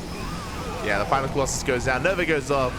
It only connects with a handful of Marines. And it looks like TY, does he have enough? No, the Celtic closed the gap. The tanks are going down. There's 1 tank left. There's 1 tank behind this army, and we're breaking through. The ground army of Nice has done it. He may have lost his Colossus, Disruptors, and Storm, but what about the Swarm Toss? The charge of the soldiers. We chase everything down. We force back the army. GG gets called, and Nice, he holds, he survives, and he takes game 1. Oh my god. GG, well played. Nice. Takes the first game, but that was a wild game. That was not standard by any means. We had TY rushing into a 3rd TC. We had Nice taking the gold. We had aggression from both sides. A lot of posturing as well. Thankfully, Nice was able to get into Storm and those Disruptors just in time. The Purification Novas never really came into play too much. They zoned away the army. We had some decent Storms. The Colossus had some good swipes as well, and Nice, he was able to eventually overpower his opponent. I'm sure a big part of this was catching reinforcements. Catching the tank, catching Marines, catching Marauders with their Zealots, on top of the SCVs. A big part of the win here for Nice were those Zealot counterattacks. And with that, Starlight Twinkle, they're still in this. Nice needs one more win to take it all, or to force the ace match, and TY is going for Radisson Station. Crazy. Mech? I see TY picking Radisson Station. Do we plan on going mech against Protoss? TY has played mech against Protoss before. Earlier this year, Season 2, 2023 Season 2 GSL. Watch it. We casted it. We do have the VODs on our YouTube, I believe. And TY did play mech against Classic. I believe it was on altitude, and I can't remember the second map. But he has done it before. I wonder if that's the plan here, or if he has something different in store for us. Schultz, what you got? Spawning in the top right-hand corner of Radisson Station for Starlight Twinkle. It is nice. And in the bottom left-hand corner, we have his opponent for the KWANGDONG Freecs. We have TY. He's up against the ropes. He's up against the wall. He has chosen a map that typically is not chosen by Terrans in this matchup. It's typically chosen by Protoss, which is why I'm curious. I'm very curious what TY has in store for us.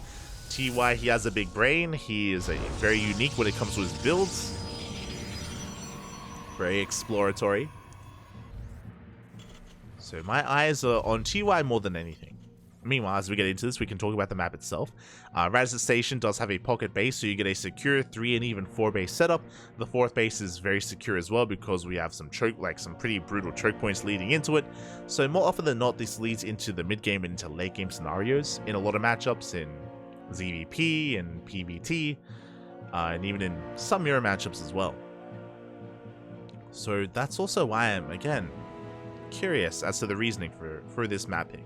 The other big feature here is that there is no Reaper Cliff leading into the main.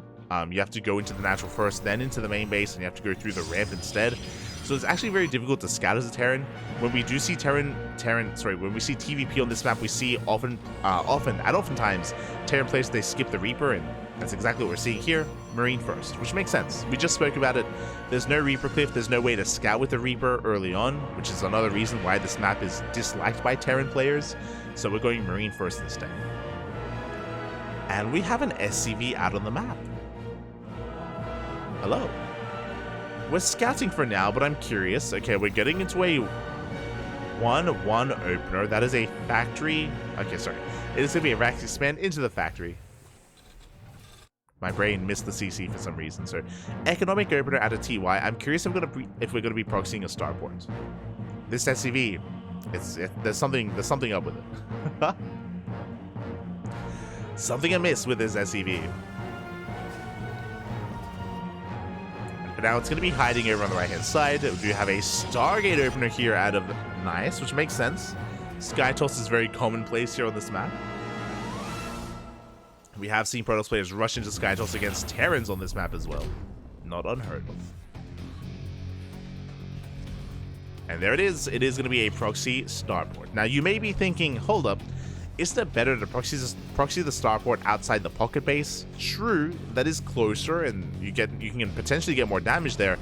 But because of the Zonaga, typically ill-advised. I mean, nice, you already checked the Zonaga. You already checked that location, so very difficult to get away with a proxy towards the top left. So instead, we're going for the right-hand side instead. And it's going to be what looks to be a Hellion drop. Ooh, and if the Hellion drop goes unscouted, it could do a lot of damage.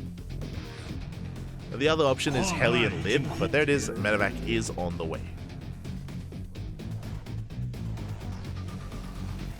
The depths are going to be threatening Shades.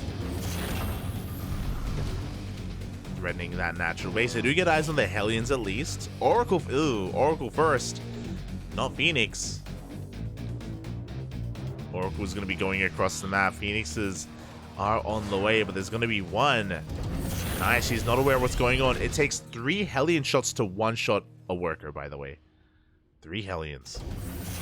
We're diving in with 4. Adept does get into the natural, but he should be wondering, hold up, where are the Hellions? They should be here. And they're not. Nowhere to be found. Mine shot not quite going off, not yet. Drop goes into the main, but the Oracle is lying in wait. Does he react? Up! There we go. We do dive into the mineral line. 2 workers go down instantly. Hot pickup though, picking up 2 of those Hellions. And it looks like we will shut this down. Overcharges popped as well. There was potential. Oh god! They light up. They get another probe. Only 3 workers though. 3 workers for 4 Hellions and a medevac. Not the best trade for TY. There was potential. There was potential for damage, but potential is not enough. And nice, he shuts it down. He's in a good position. We have our transition. It's going to be a Robo and a Forge. Going to be getting into upgrades to immortal production. Cyclones are on the way. My eyes are on TY right now. He's got a third CC in production as well. Do we throw down a second factory? Or do we go into bio? I'm still not... There it is! It's happening! Look, I guarantee you there are some people that are like, that were listening to me earlier that probably didn't watch GSL, and they're like, what's this guy talking about? Mech against Protoss? TY, he wouldn't play Mech. Nah, he would. Like, he's done it before, 100%.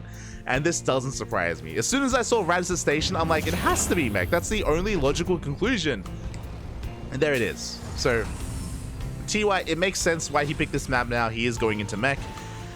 It's something that's very rare against Protoss, as you can imagine. The only players that do this is TY. I think Special's done it before. I think Special has played Mech variations against Protoss, and I'm not certain about Gumiho. I'm bringing Gumiho up because he sounds like the player that would try it, but I don't recall him. I don't recall seeing Gumiho try it. And mainly TY and Special. And there we go. We're just getting to Mass Cyclone. We have, of course, Hurricane Thrusters on the way. That is, of course, Cyclone Speed. And we are just settling into this. Very important, of course, that Nice was able to confirm. He was able to confirm the mech. Mass Cyclone has been revealed. They take down one Phoenix.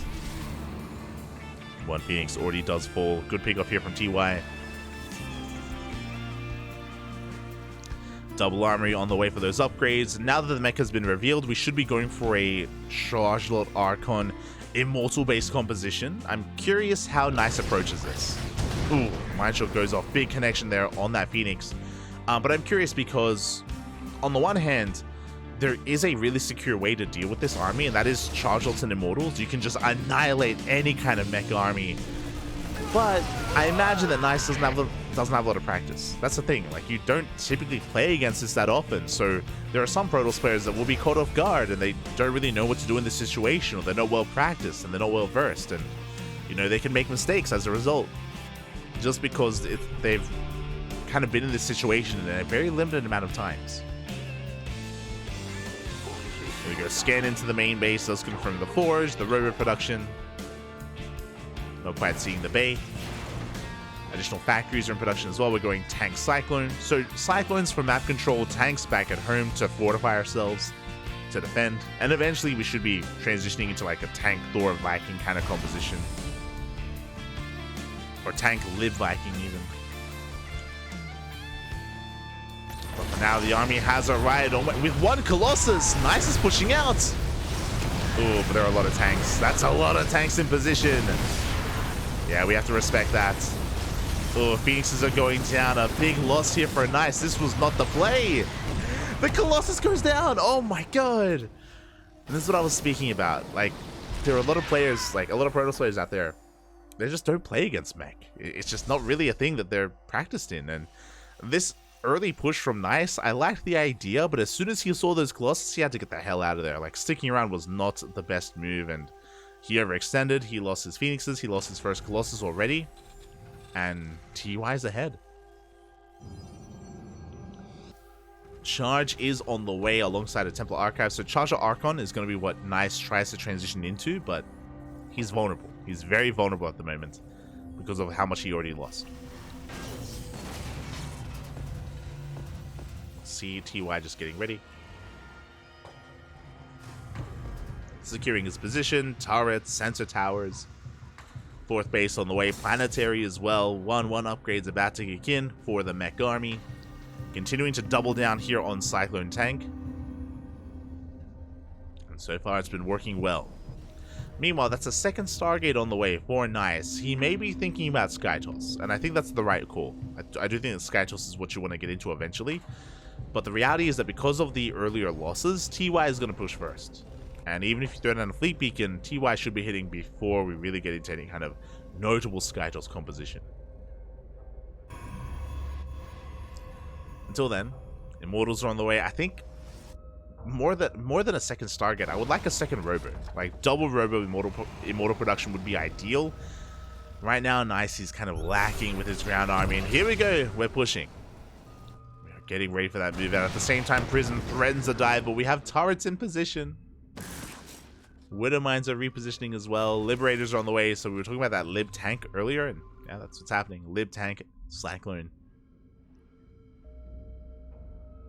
We are moving out. Nice. He needs to force a siege. He needs to engage this early on to force this kind of siege position. TY hoping to catch the army, actually. Cheeky moves. The move that has been spotted by Nice. He does confirm.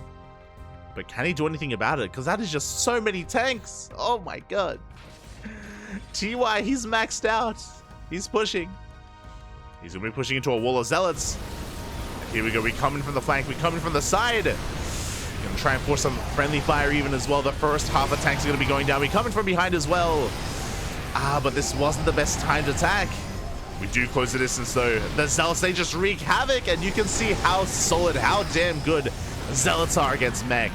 They annihilate the tanks and the cyclones. TY was maxed, by the way. He was maxed out. 200 supply. With, what is that? 12 tanks. 12 tanks. But mate, a good position, a good surround. Give a Protoss player a man with some side blades. Mate, we could take down a mech army. TY gets swallowed up. Nice. Suddenly maxed out. He's going for a massive counterattack, pushing on forward. And there's almost nothing here. We have the Liberators in the air, but we don't care because we're just ignoring it, going straight for the natural instead, straight for the main. TY, nice. He knows he has momentum. TY in a lot of trouble. Boys are being pulled. The production is being camped. The Liberators, there's no answer to the Libs, but there's a Fleet Beacon in the production tab. Fleet Beacon and Blink on the way for Stalkers and Sky Toss. Nice, taking up, getting further ahead, going for a warp in into the pocket base as well.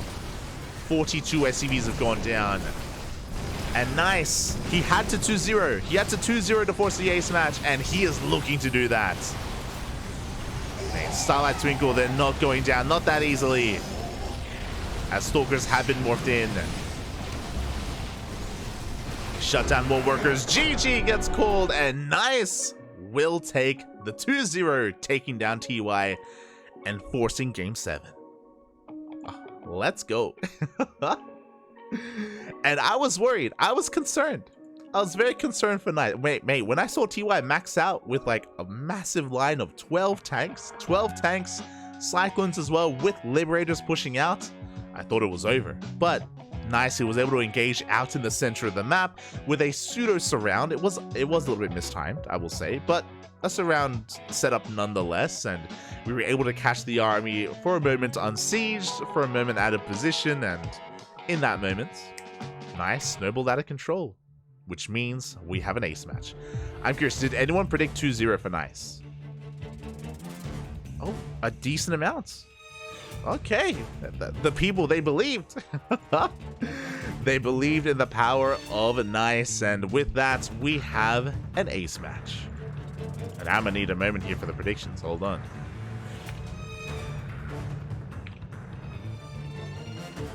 Okay. Now, it's an ace match, which means best of one. We're done with the best of twos. We're done with the best of twos. It comes down to a best of one. Both teams are going to be picking one player each to be fielded here in one game on Golden Aura. The map is predetermined. Golden Aura, that's going to be an interesting one. A very defendable map. Short rushes to spike round, so you can be aggressive, but once you get up to 3 bases, it's difficult to break, so your 3-base setup could be very secure. Again, short rushes to spike round, you could go all in, you could go for a rush early on. Who do we send out? Get some predictions in the chat. Who do we send out? Do we send out Wayne, Nice, or Cham for Starlight Twinkle? And for the KWANGDONG Freecs, TY, Su, or Keen? Who do we send out?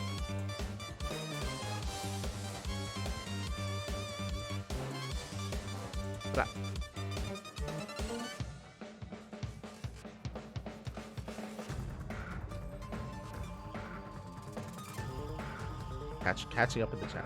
Catching up.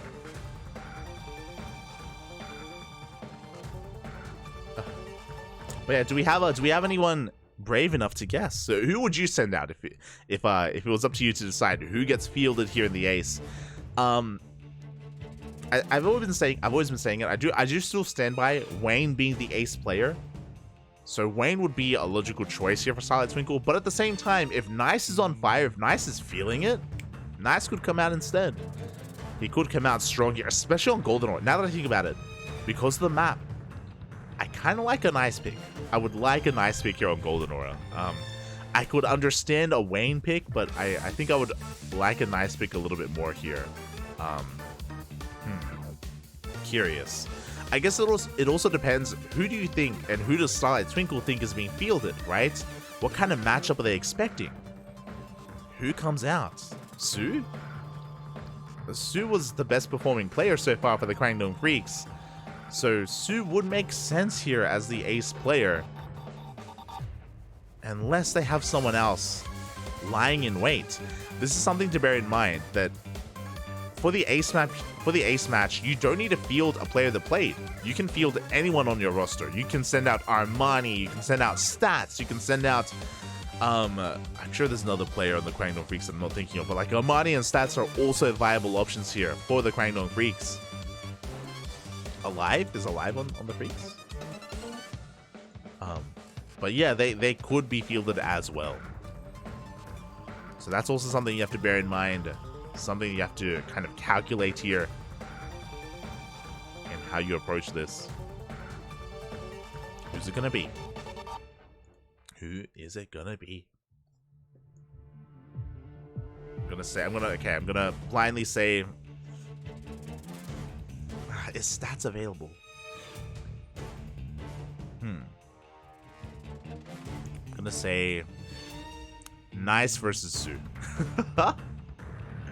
I'm gonna tentatively say Nice versus Su, but well, we'll see. Su comes out. Send Cham. Stats. That's what I'm thinking. Like, if Stats is available tonight, Stats could be fielded. 100%. 100%.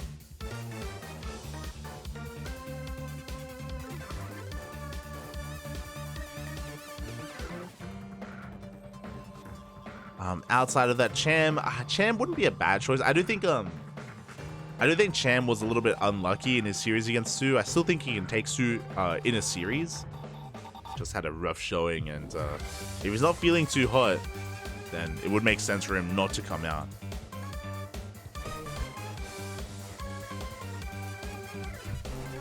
Would make sense. But for now, we are going to be lying in wait here. We're going to go on a short break here. The teams are still deliberating who they want to send out, who they want to field, and we'll be back soon with the ace match, with the final game of this series.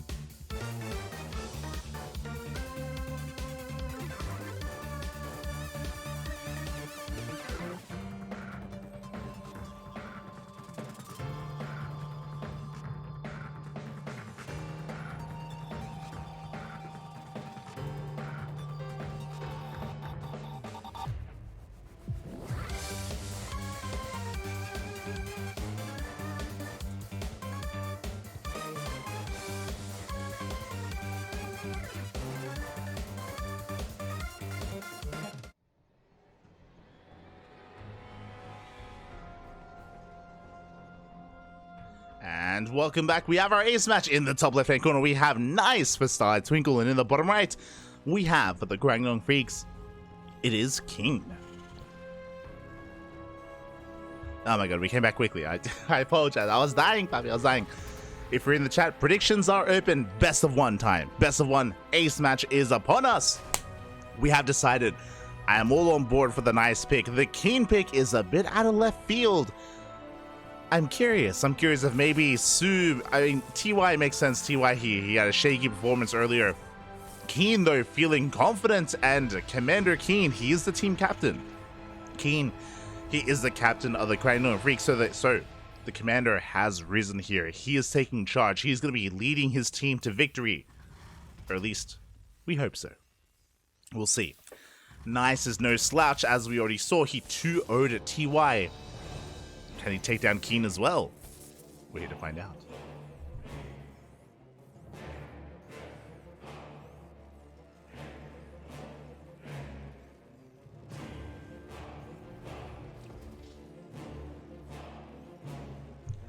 We are here to find out, and here we go. We do have, so far, pretty standard openers. Keen is going for an economic opener. He's going for a Rax Expand. No double gases, so not going for a faster factory. Should be going for a CC on the low ground. Should be going for something more economic here, at least our Korean Terran. Meanwhile, Nice, likewise, going for a Gate Cyber Expand. Standard openers all around. Keen is going for the CC, but on the high ground, so a bit of a delayed expansion. An expansion nonetheless, but will be delayed thanks to this probe. And Nice will be in the dark as to what is going on.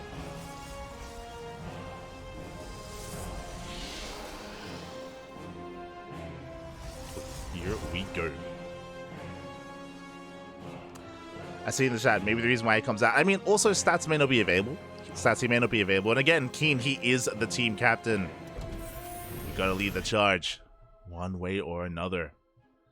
And yes, so far we do have our tech of choice. Is going to be a Twilight Council opener here from Nice. Not a Stargate, not this time.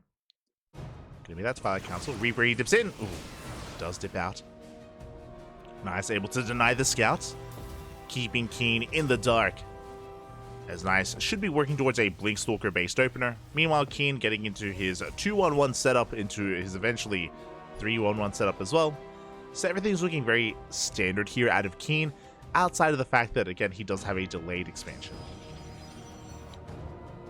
As there's that third Rax on the way. So this is a very aggressive style, actually. So Keen, he's delaying his starport. He's delaying his starport by quite a lot in favor of just building up a massive bio army, getting into faster stim. We should be getting a tech lab soon here on the Rax, into faster stim, into reactors, into a death bowl of an army, and then we're going to be hitting with medevacs. So this is going to be building up towards a pretty hefty push. We'll see if Nice can recognize what's going on. We'll see if he can slow it down ahead of time. He's going to have to.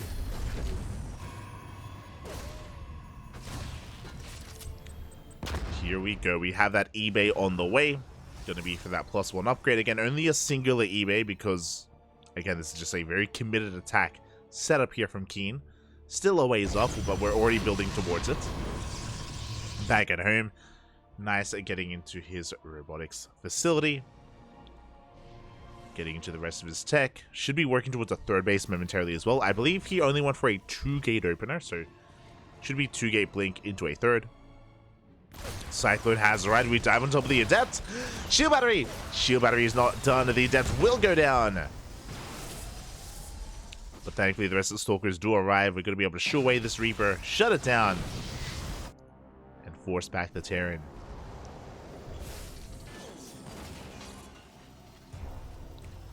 Keen of the Hill, exactly. We can see tank production is already commencing as well. There's that sim. There's that starport now on the way. And again, once the starport gets its first 2 medevacs out, we should be pushing. Now, I wouldn't go as far as this could lead into a 2-base all-in, but this is going to be very committed nonetheless. As Nice delays his third base in favor of the Bay. I do appreciate this as well. So Nice is delaying his economy here in favor of a faster Colossus, which he will need if he wants to survive. Observer is moving out. Trying to get a read on the army composition. The add-on swap is upon us.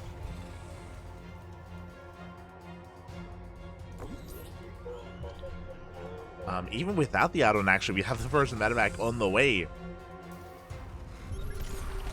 Observer does get spotted, is going to get scanned and shut down. Very nice moves here. Very keen eyes from Keen.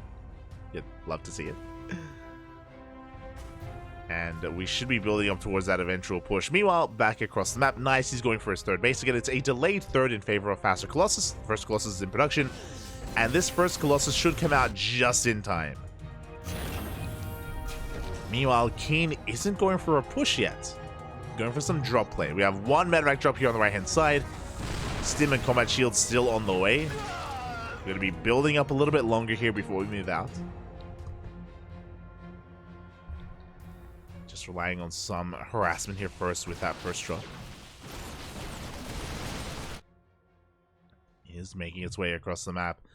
Until then, Nice is just trying to contain his opponent, trying to chip away at the army, pick off Marines if possible. Oh, if possible, one Stalker falls.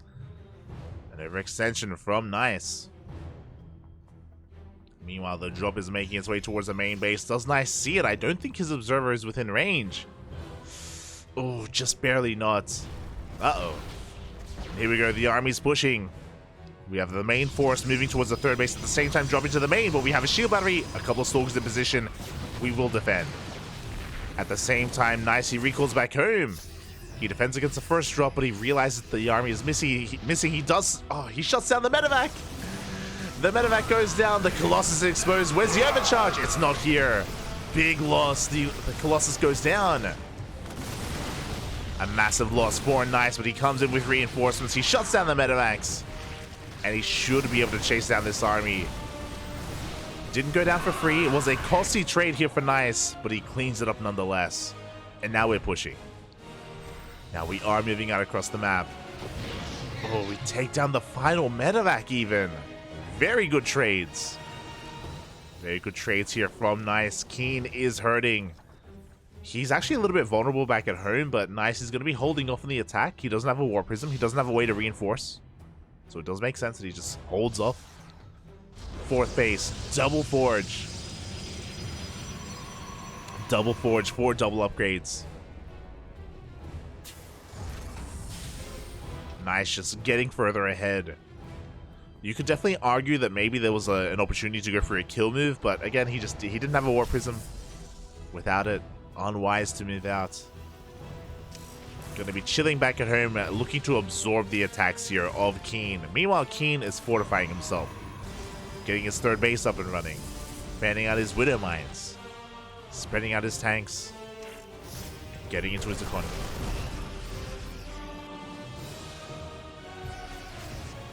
Is getting into this. And the game will settle from here. Game is going to be settling. Obviously, Nice is ahead, I would say. He is in a more commanding position here. Working on 1-1, eventually hit the rest of his gases. We do have a Ghost Academy on the way here for Keen. Ghost Academy is on the way. Oh, army gets baited out. Widowmine goes down. Keen has to be very careful here with his movement. He scans. He wants the observer. Doesn't get it. At the same time, Prism into the main base. Vikings are in position, but they will not deny the drop. They do for the most part, though. One Zealot gets dropped. Only one. A big loss for Nice. He wanted to go for the 1-2 punch. Oh, no, never mind. 2 Zealots were dropped instead.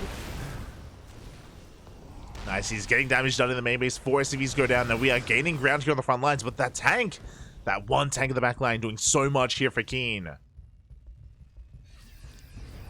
Keen is holding. Behind this though, Nice, he's getting his 4th base up and running. Disruptive production has commenced. The War Prism is being remade.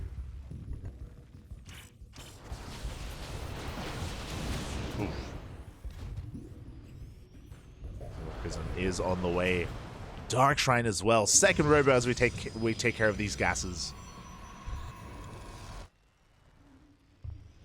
Again, now that we're getting up to our 5th and 6th gas geyser, we can afford a double robo production. We can afford making 2 disruptors at a time. Nice for the time being. Has map control. The disruptor from the left hand side. The Nova goes off. Ooh. Barely does graze the army. Gets 1 Marauder. But we're going to be able to hold on. We have a massive amount of Vikings. Nice. He has to be very careful with how he engages. Again, he still has to wait a little bit longer for his second river to come online. Same with that Dark Shrine as well. And there we go. He's going to go for a backstab. We have the War Prism towards the south, the main army towards the north.